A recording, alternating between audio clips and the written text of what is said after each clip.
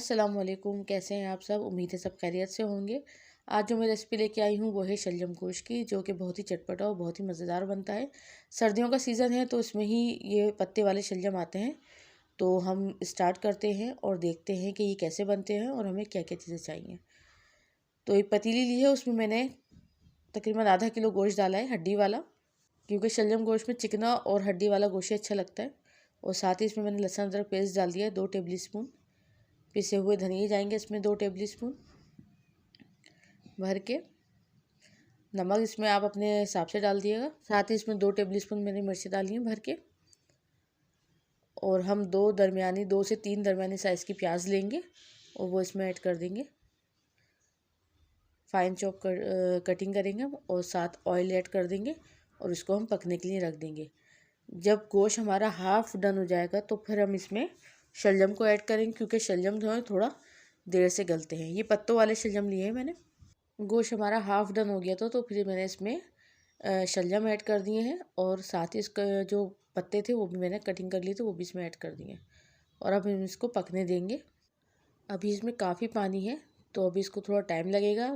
جتنی دیر میں یہ شلجم گلیں گے اتنے میں ہمارا جو گوشت تھوڑا کچا رہ گیا تھا وہ بھی اس میں گل جائے گا۔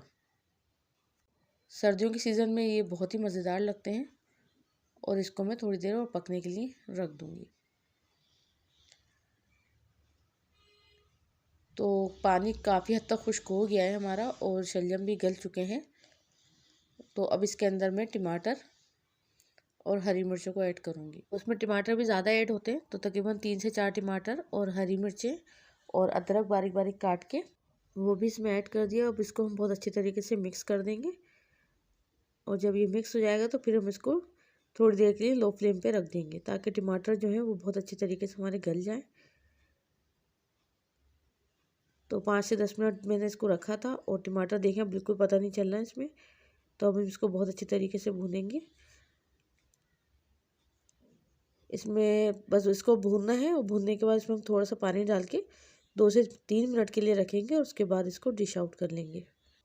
تو مزیدار شلجم گوشت جو ہے ہمارا ریڈی ہو چکا ہے، اور میں اس کو اب ڈش آؤٹ کر رہی ہوں۔